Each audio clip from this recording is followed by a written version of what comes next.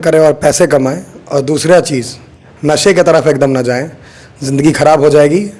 अंत में आपके पास एक ही चीज़ बचेगा जिसका नाम है बहुत पछतावा। धन्यवाद आपका। आप बहुत एक्टिव और जुझारू पत्रकारों में से नाम आता है आपका झंझारपुर में। हमारे साथ बातचीत करने के लिए मौजूद हैं बिहार ही नहीं पूरे देश में सबसे ज़्यादा ट्रेंडिंग करने ब्लॉगर में भी फिटनेस का शहंशाह और मिथिलांचल के धरोहर और बिहार के विभूति के रूप में जाने जाने वाले प्रणब झा जी, और हमारे चौथा तहलका के संपादक बड़े भाई संजय चौधरी जी। ये किसी परिचय के मोहताज नहीं है, और जो हम शहंशाह जिनको बोले हैं हम मिथिला के ककरौल गांव से छी, अहाँ कौन गांव से छी कमेंट में जरूर बताएब।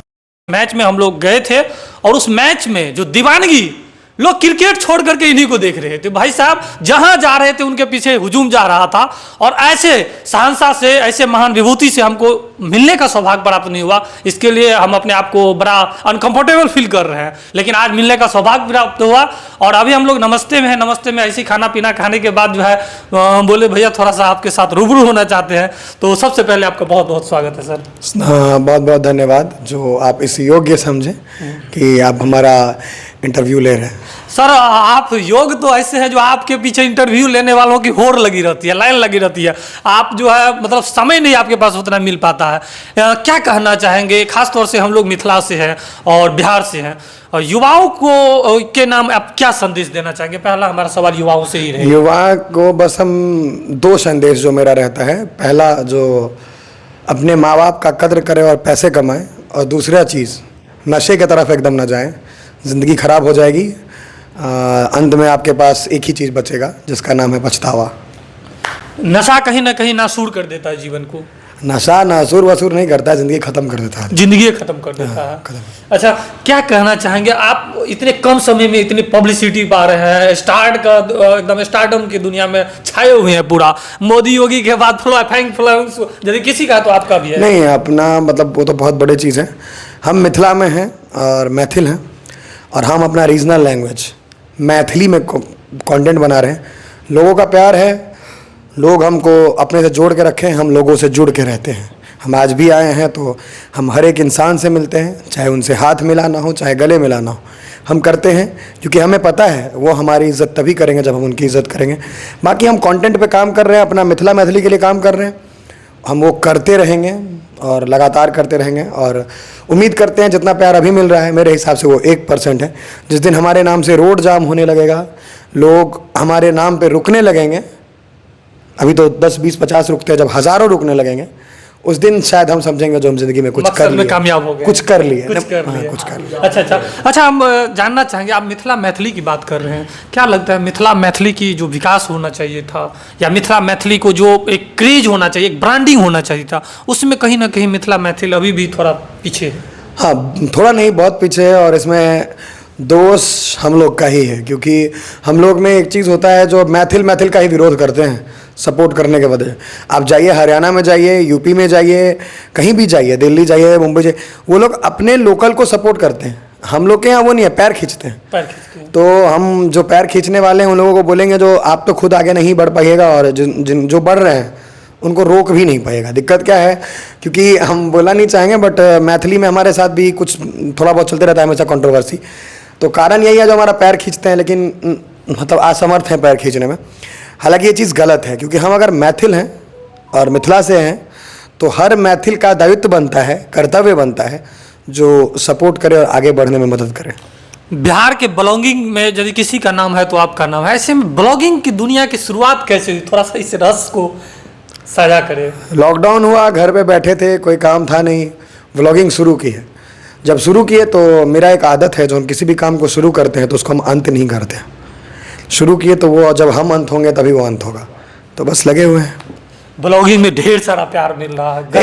एकदम मतलब धन दौलत पैसा सब हम कमा लेते हैं, बहुत तरह का रास्ता है, कमा भी रहे हैं, लेकिन ये प्यार ये सबके नसीब में नहीं है। ये महादेव का दिया हुआ आशीर्वाद है जो हमें मिला है, और इस आशीर्वाद को हम हाथ जोड़ के नमन करते हैं और दोनों हाथ से हाथ फैला के मांगते हैं महादेव से, जो ये हमें इतना ही ऐसे ही मिलता रहे, हमें लोग ऐसे ही प्यार करते रहे, हम लोगों के बीच में ऐसे ही जाते रहे। आपका जो ये क्रेज है, कहीं ना कहीं सोशल मीडिया का बहुत बड़ा योगदान है। ऐसे में सोशल मीडिया के बारे में क्या कहना चाहेंगे? इसका उपयोग कैसे होना चाहिए? सोशल मिसयूज और यूज तो सब चीज़ का है। आप इस माइक को भी गाली दे के मिसयूज कर सकते हैं, अच्छी बात बोल के यूज कर सकते हैं। सदुपयोग दुरुपयोग सब चीज़ का है, आप क्या करते हैं उस पर निर्भर करता है। बाकी ठीक है, आप जो बोले हैं जो सोशल मीडिया मेरे लिए बहुत बड़ी चीज़ है, क्योंकि आज अगर हमें कोई जानता है, आज अगर आप हमारे साथ बैठे हैं तो उसका योगदान हम सोशल मीडिया को देते हैं, तो हमारे लिए बहुत बड़ी चीज़ है वो। बहुत बड़ी चीज़, बहुत बड़ी चीज़। अच्छा, सोशल मीडिया से युवा को कहीं ना कहीं बड़ा रोजगार भी मिल सकता है, मतलब सोर्स ऑफ इनकम का बड़ा एक मीडियम हो सकता है सोशल मीडिया।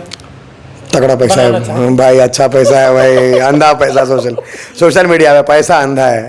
तो इंडिया में ऐसे क्रिएटर हैं जिनका मंथली इनकम करोड़ में है, इंडिया के अंदर में। अच्छा। मिथिला के अंदर में लाख वाले बहुत हैं, और ठीक है, मतलब अच्छा पैसा हो सकता है। बाकी ज़्यादा इसको वो नहीं करेंगे, पैसा अच्छा है। अच्छा, आपके लाइफ से जुड़ा ये स्टारडम, पब्लिसिटी, ये सब तो लाइफ में चलता रहेगा। मुख्य फोकस क्या है आपका भविष्य का, मतलब इन फ्यूचर क्या प्लानिंग है, ऐसा कुछ? भविष्य में दो ही चीज़ के लिए हम धरती पे शायद पैदा हुए हैं, एक अपना नाम बनाने के लिए, दूसरा बहुत पैसा बनाने के लिए। तीसरा हमारा कोई मकसद नहीं है। तीसरा कोई मकसद? नाम बनेगा तो लोगों के बीच में इज्जत होगी, प्यार मिलेगा, और बिना पैसा का किसी का इज्जत नहीं है। तो पैसा भी बनाना पड़ेगा अपनी ज़िंदगी अच्छी दिखाने के लिए, अच्छी से जीने के लिए। और अगर कल को किसी को मदद करना पड़ा तो हमारे पास होगा, तब तो हम किसी को मदद करेंगे। तो बस यही दो मकसद है। तो ये थे हमारे साथ बातचीत करने के लिए प्रणब झा जी, जो किसी परिचय के मोहताज नहीं। अब हम थोड़ा सा रूबरू हो जाएंगे। हमारे बड़े भैया हैं संजय चौधरी जी, चौथा तहलका के संपादक, और इनका नाम से प्रशासनिक महकमा से लेकर के राजनीतिक गलियारों में भूचाल समझ जाता है। क्या कहना चाहेंगे? बहुत बहुत स्वागत है। बहुत बहुत धन्यवाद आपका। आप बहुत एक्टिव और जुझारू पत्रकारों में से नाम आता है आपका झंझारपुर में। सर, कैसा महसूस हो रहा है? दो दिग्गज आज एक साथ हैं, हमें सौभाग्य है दोनों का इंटरव्यू लेने का। आज हम क्या बताएं प्रणब झा जी के बारे में। SPL क्रिकेट टूर्नामेंट का फाइनल मैच था, रात में 11 बजे वो लोग फ़ोन किए कि मैं कई सारे नाम नहीं लेंगे, कुछ ऐसे पॉलिटिशियन का, कुछ ब्यूरोक्रेसी का भी, कि हम सर उनको बुलाना चाहते हैं, मुझे ऑफर आ रहा है। फिर वो लोग बोले कि नहीं, प्रणब झा जी आ जाएंगे क्या? संभव नहीं है प्रणब झा आएंगे। प्रणब झा जी आएंगे तो हम सबको छोड़ देंगे उनके लिए। और प्रणब झा जी को जब हमने रिक्वेस्ट किया, तो मेरा छोटा भाई की तरह है, बहुत प्यारा है, बहुत क्यूट है, और बहुत शानदार बॉडी के शहंशाह कह सकते हैं, मिथिलांचल के अमिताभ बच्चन कह सकते हैं इनको। मैं गर्व से कहता हूं, घमंड से नहीं। मिथिलांचल के अमिताभ बच्चन आप प्रणब झा जी को कह सकते हैं। पब्लिसिटी जो निश्चित। उसके बाद मैंने उनको रिक्वेस्ट किया, और मेरे रिक्वेस्ट पे वो आने के बाद भीड़, हजारों की संख्या में भीड़ था। उनके आने के बाद अनकंट्रोल हो गया भीड़, अनकंट्रोल हो गया। अरे गजब हो गया। हम बोले ना कि अमिताभ बच्चन, ऐसा हाल हो गया कि हम लोग बहुत मुश्किल में आ गए। फिर प्रशासन को फोन करना पड़ा, प्रशासन भी आए, कई फोर्स आ गए वहां पे। कुछ हमारे पर्सनल बाउंसर थे, कुछ हमारे वहां पे कार्यकर्ता थे, उन्होंने कंट्रोल किया। कंट्रोल फिर भी नहीं हुआ। प्रणब झा जी को मैक देना पड़ा, और ये मैक से बोले कि आप लोगों को हर लोगों के पास हम पहुंचेंगे। आप लोग आराम से पहुंचने का कोशिश भी की है। कोशिश नहीं कि पहुंच गए, नहीं पहुंचते तो हम लोग को सब वहां पे भगा देता, इतना भीड़ था। सही बात है, बेकाबू भीड़ इनके नाम से। तो प्रणब झा जी वही चीज है। और सबसे बड़ी चीज क्या है कि मिथिलांचल के गौरव, इनको इसलिए कहते हैं कि मैथिली में जो सरल शब्द होते हैं उनको यूज करते हैं प्रणब झा जी। ठीक है, तो ये मुझे अच्छा लगता है, जो कि मैं भी लगता है इंडिया का पहला पत्रकार हूं जो हिंदी पत्रकारिता करता हूं जी। और हेडलाइंस मैथिली रहता है, हेडलाइंस मेरा पहला रहता है, आप कहूं मन कहन लगे। विल गेट्स साहब जब आए थे तो उन्होंने ही मेरे जिक्र किए थे। माननीय बिहार के मुख्यमंत्री नीतीश कुमार जी कटाक्ष मारे थे नरेंद्र मोदी जी पे कि आपको मन कहन लगी है। एक पत्रिका में आता है शीर्षक, आपको मन कहन लगी है, तो वो मैं भी शीर्षक देता हूं, अपनी मैथिली को सम्मान करता हूं। प्रणब झा जी उस मैथिली को क्या कहते हैं, गरम मसाला, मीट मसाला, मतलब कई तरह के मसाले डाल करके और भी चटकदार बना दिए हैं। तो आज मैं बहुत खुश हूं। और सबसे बड़ी खुशी क्या हुई मालूम है? एक छोटा सा मेरा ये भतीजा है गिरधर चौधरी, तो ये बोले कि प्रणब झा जी आ रहे हैं, अंकल हम भी चलेंगे, हमको ले चलिए। तो कुछ लोग बैठे हुए थे, तो बोले अरे आप जा रहे हो, आपके अंकल से मिलने के लिए बहुत सारे लोग आते हैं। तो बोले आपको पता नहीं है, मेरे अंकल प्रणब झा से मिलने के लिए गए थे उनके घर पे, तो मैं क्यों नहीं जाऊंगा मिलने के लिए। बिल्कुल। तो और भी खुशी हुई, और बहुत बहुत मैं आभार व्यक्त करता हूँ प्रणब झा जी को। यूं ही हमें स्नेह और प्रेम देते रहे और आते रहे हम बुलाए तो, और यूं ही हम लोगों का संसार चलता रहे। बहुत बहुत धन्यवाद सबका। तो ये थे चौथा तहलका के पत्रकार संजय झा जी, और चौथा तहलका, यानी कि तहलका का नाम से ही तहलका मचा देते हैं। और इनके प्रति बहुत कुछ कहने का अभी समय नहीं है, चूंकि और भी हम थोड़ा सा क्या कहना चाहेंगे संजय चौधरी जी के बारे में, एक शब्द में क्या कहना चाहेंगे? कैसा व्यक्ति हैं? वो आप लोग के लिए संजय चौधरी हैं, पत्रकार हैं, हमारे लिए बड़े भाई हैं। बड़े भाई हैं। और बड़े भाई का तारीफ नहीं किया जाता है, उनका आशीर्वाद लिया जाता है। तो